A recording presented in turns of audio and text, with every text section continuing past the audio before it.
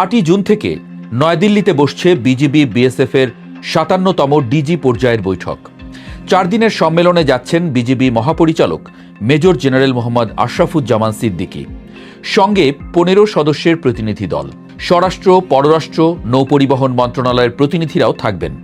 আলোচনার তালিকায় পুশিন, সীমান্ত হত্যা, অনুপ্রবেশ। বড় বড় কথা হবে, ক্যামেরার সামনে হাত মেলানো হবে, কিন্তু বৈঠকের আগেই সীমান্তে বড্ড অমানবিক কাজ শুরু করেছে ভারত। 31শে মে বেনাপোলের সাদিপুরে কাঁটাতার কেটে 13 জনকে নোম্যান্স ল্যান্ডে ফেলেছে বিএসএফ। 5ই জুন লালমনিরহাট, পঞ্চগড়, নওগাঁর একাধিক পয়েন্টে একসাথে 60 জনকে ঠেলে দেওয়ার চেষ্টা হয়েছে। চাঁপাইনবাবগঞ্জের বাঙ্গাবাড়ি সীমান্তে 12 পুরুষ, 10 নারী, 6 শিশু, মোট 28 জন এখনও নোম্যান্স ল্যান্ডে আটকা। পতাকা বৈঠক হয়েছে, বিএসএফ তাদের ফিরিয়েও নেয়নি। দিল্লিতে সম্মেলনের বাজনা বাজছে আর মাঠে ঠেলাঠেলি চলছে সমানতালে।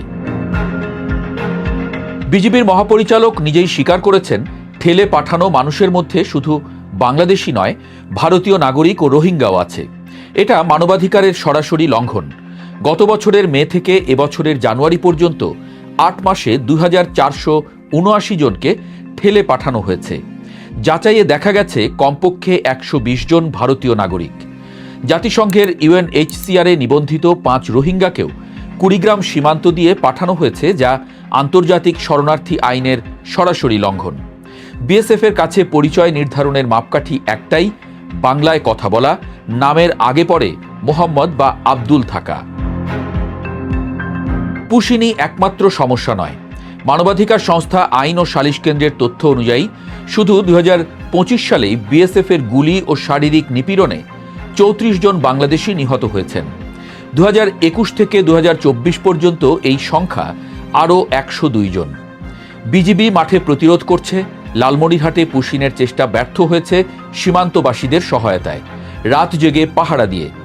পঞ্চগড়ে 36 ঘন্টারও বেশি শূন্যরেখায় আটকে থাকা মানুষদের পাশে ছুটে গেছেন স্থানীয়রা। প্রতিরোধ শুধু বাহিনীর নয়, এবার সীমান্তের মানুষদেরও। কিন্তু স্বরাষ্ট্রমন্ত্রী সালাউদ্দিন আহমেদ নিশ্চিত করেছেন, সীমান্ত সংক্রান্ত সব ইস্যু দিল্লির বৈঠকে তোলা হবে। কিন্তু প্রশ্ন উঠেছে, তাতে আসলে কাজ হবে কতটা? 2021 থেকে 2026 5 বছরে অন্তত 6টি ডিজি পর্যায়ের বৈঠক হয়েছে। হত্যা থামেনি, পুশিন থামেনি। আর এবারও বৈঠকের ঘোষণার পরদিনই বাঙ্গাবাড়ির শূন্যরেখায় 6টি শিশু বসে আছে খোলা আকাশের নিচে। কূটনীতির ভাষা এরা জানে না। এরা শুধু জানে পেটে খিদে, ঘরে ফেরার পথ বন্ধ। আর দিল্লিতে টেবিলের ওপাশে বসা মানুষগুলো, তারা হয়তো জানেও না এই শিশুগুলোর নাম কি। রাজনীতির বলি হওয়া এসব মানুষগুলোর হাহাকারে ভারী হয়ে উঠছে সীমান্ত।